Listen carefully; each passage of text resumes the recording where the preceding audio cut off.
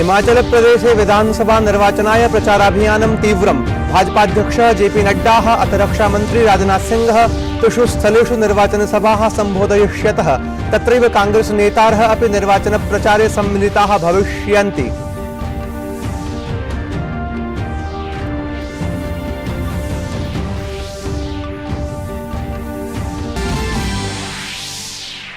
षट् राज्यानां 7 विधानसभासनेषु आयोजिते उपनिर्वाचने भारतीय जनता पार्टी इति दलस्य आधिपत्यं 4 आसनानि विजितानि।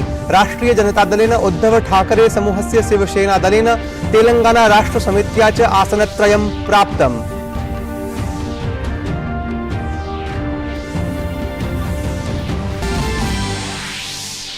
विदेश मंत्री डॉक्टर एस जयशंकरः अद्य 2 दिवसीयायै यात्रायै रूसं याति। रूसस्य विदेश मन्त्रिणा समम् उच्चस्तरीयां वार्तां करिष्यति। अपरत्र विदेश राज्यमन्त्री वी मुरलीधरनः 2 दिनव्यापिनीम् आधिकारिक यात्राम् उद्दिश्य ब्राजीलं गच्छति।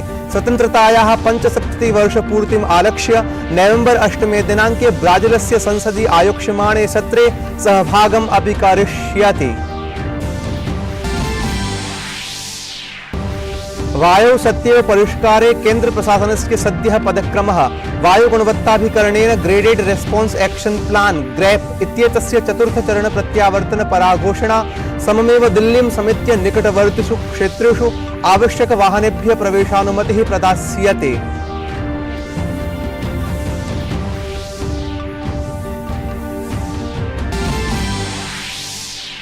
वृत्त्यवसरेषु अथ शिक्षाक्षेत्रे आर्थिकरूपेण वञ्चिताय वर्गाय 10% आरक्षणं प्रदीयते। आरक्षणस्य वैधतायाः समाह्वानपरासु जनहितयाचिकासु अद्य उच्चतमन्यायालयः स्वीयं निर्णयं श्रावयिष्यति।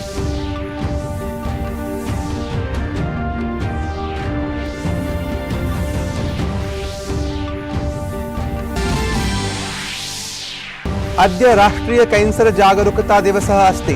प्रतिवर्षं नवेम्बर् 7 दिनाङ्के राष्ट्रीय स्तरे दिवसोऽयं परिपाल्यते। कैंसर रोगस्य सन्दर्भे जनमध्ये शिक्षा जागरूकता वर्धनं कैंसर दिवसस्य आयोजनस्य उद्देश्यम् अस्ति। अपि च क्रीडावार्तासु हॉल्गेर् रूने इत्येषः पेरिस् मास्टर्स् पुरुषैकस्पर्धां विजितवान्। रोमाञ्चके द्वन्द्वे हॉल्गेर् इत्यनेन सर्बियायाः शीर्षः क्रीडकः जोकोविच पराभूतः।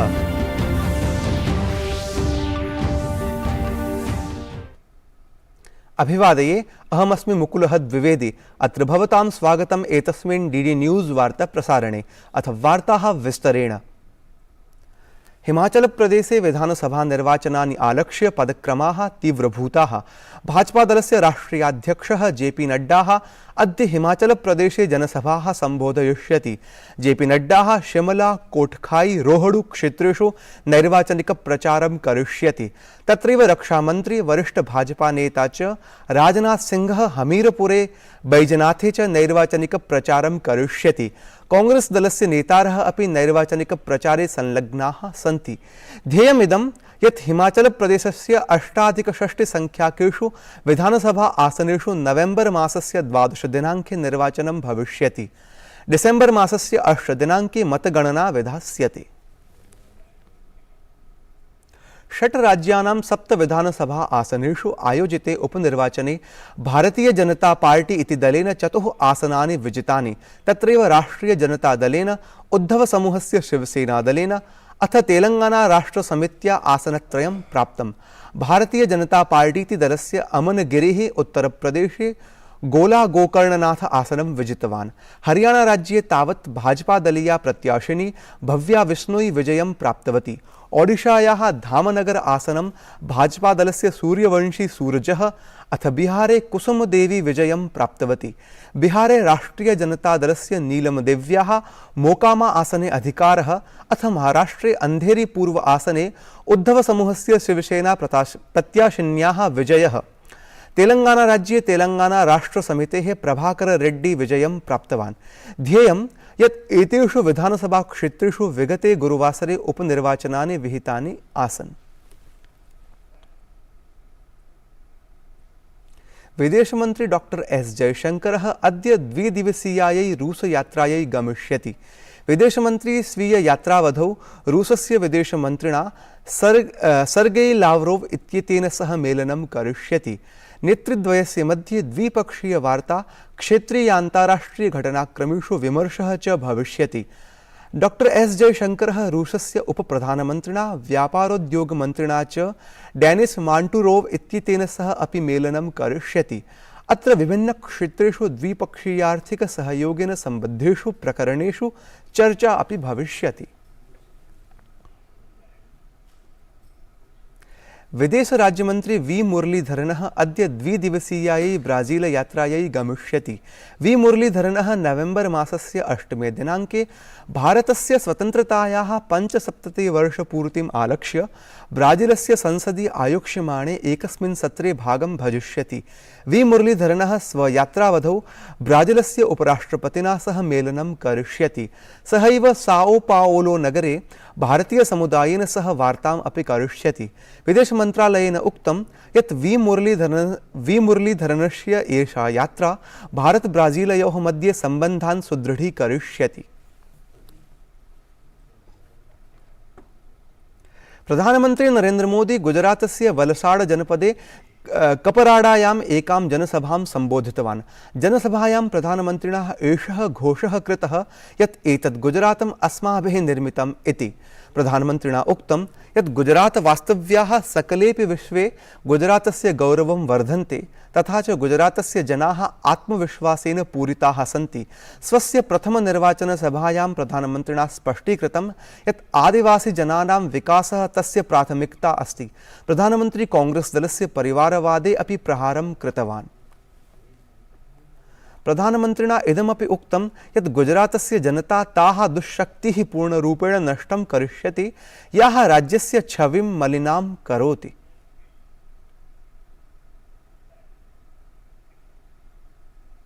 प्रधानमन्त्री नरेन्द्र मोदी यः गुजरातस्य भावनगरे पापानीपरी लग्नोत्सव 2022 इत्येतस्मिन् सामूहिक विवाह कार्यक्रमे भागम् अभजत। एतस्मिन् कार्यक्रमे तासां 51,500 कन्यानां विवाहः आयोजितः, यासां पितरः न सन्ति। प्रधानमन्त्री नवदम्पतिभ्यः स्व आशीर्वचनानि प्रदत्तवान्। कार्यक्रमं सम्बोधयन् प्रधानमन्त्री उक्तवान्, एषः लग्नोत्सवः नास्ति, अपि तु एकः पुण्योत्सवः अस्ति, तथा च मयि मातॄणां भगिनीनां च आशीर्वादः सर्वदा भवेत्। અને આજનો અવસર મારે માટે સદભાગ્ય છે, મારે માટે આ પુણ્યોત્સવ છે। આ લગ્નોત્સવ નહીં, પુણ્યોત્સવ છે। પુણ્ય અને આ દીકરીઓના આશીર્વાદ, એનાથી મોટું પુણ્ય કયું હોય જીવનમાં? જ્યારે દીકરીઓ પોતાના જીવનના સંસાર યાત્રાની શરૂઆત કરતી હોય અને દીકરી ગમે તે ઉંમરની હોય, એના આશીર્વાદ હર કોઈને કામ આવતા હોય છે। અને હું તો અનુભવ કરતો આવ્યો છું। મને તો દીકરીઓના, માતાઓના, બહેનોના અપરંપાર આશીર્વાદ રહ્યા છે। એ આશીર્વાદ જ મારી તાકાત છે। कार्यक्रमात् पूर्वं प्रधानमन्त्रिणः मोदिनः भावनगरे भव्यं स्वागतम् अभवत्।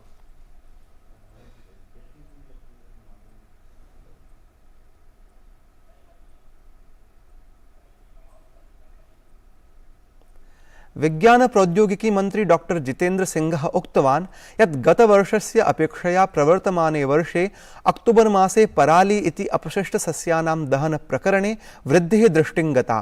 तदनु वायुप्रदूषण सम्बद्धेषु पराली दहन प्रकरणेषु राजस्थाने 60% वृद्धिः अथ पञ्जाबे 20% वृद्धिः सञ्जाता अस्ति। अनुक्रमं पंचमे दिने अपि दिल्ल्यां वायुप्रदूषणस्य स्थितिः गंभीरा अस्ति इत्यवलम्ब्य डॉक्टर जितेन्द्र सिंहः चिन्तां व्यक्तवान्। अवधेयं यत् दिल्ल्यां वायुप्रदूषणकारणेन प्राथमिकविद्यालयाः पिनद्धाः सन्ति। डॉक्टर सिंहः कथितवान् यत् परालीदहन प्रकरणे उत्तरप्रदेश हरियाणा राज्ययोः उल्लेखनीयः पदक्रमः दृश्यते। तेन प्रतिपादितं यत् केन्द्रप्रशासनेन पराली प्रबन्धनाय राज्येभ्यः 3,000 कोटितः अपि अधिकराशिः प्रदत्तः अस्ति।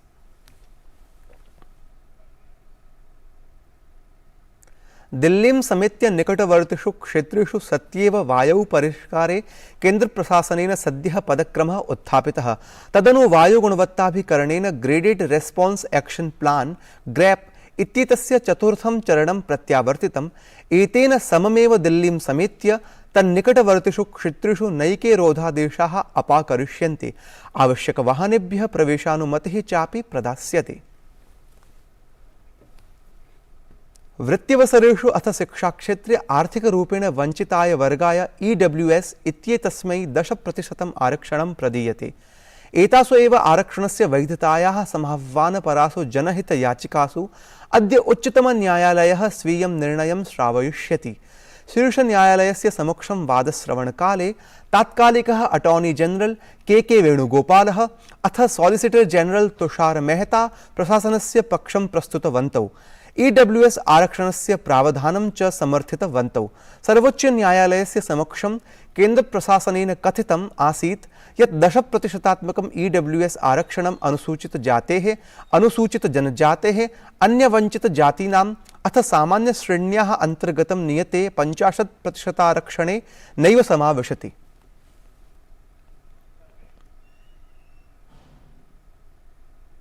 केंद्रीय पर्यावरण वन जलवायु परिवर्तन मंत्री भूपेन्द्र यादवः अद्य संयुक्त राष्ट्र जलवायु शिखर सम्मेलनस्य 27तमे अधिवेशने भारतीय मण्डपम् उद्घाटितवान्। एतत् सम्मेलनं मिस्रस्य शर्म अल शेख क्षेत्रे आयोज्यमानम् अस्ति। जलवायु परिवर्तनस्य समाह्वानानि सम्मुखीकर्तुं संयुक्त राष्ट्रस्य नेतृत्वे आयोज्यमानं विभिन्न देशानाम् एतत् सम्मेलनं नवेम्बर 6 दिनाङ्कतः 18 दिनाङ्कं यावत् प्रचलिष्यति। सम्मेलने समेषां देशानां प्रतिनिधीनां स्वागतं कुर्वन् केन्द्रीय मन्त्री भूपेन्द्र यादवः उक्तवान् यत् भारतस्य प्रधानमन्त्री नरेन्द्र मोदी जलवायु परिवर्तनस्य कठिनसमस्यायाः सरलं समाधानं प्रदत्तवान्। भारतं न तु समस्या प्रत्युत समाधानस्य सहयोगित्वेन अस्ति। अद्य राष्ट्रीय कैंसर जागरूकता दिवसः अस्ति। प्रतिवर्षं नवेम्बर 7 दिनाङ्के राष्ट्रियस्तरे दिवसोऽयं परिपाल्यते। कैंसर रोगस्य सन्दर्भे जनमध्ये शिक्षा जागरूकता वर्धनम् एतस्य कैंसर दिवस आयोजनस्य उद्देश्यम् अस्ति। हॉल्गर रूने इत्येषः पेरिस मास्टर्स पुरुषैकल स्पर्धां विजितवान्। रविवासरे खेलिते रोमाञ्चके निर्णायकचक्रीये द्वन्द्वे 19-वर्षीयः हॉल्गर इत्येषः सर्बियायाः शीर्षं टेनिस क्रीडकं जोकोविच इत्यमुं 6-3, 3-6 इति अङ्कानाम् अन्तरालेन पराभूतवान्। एतत् वार्तासंस्करणम् अधुना सम्पद्यते। अभिनववार्ताभिः सह पुनः उपस्थास्यामः। तावत् मङ्गलं भूयात्।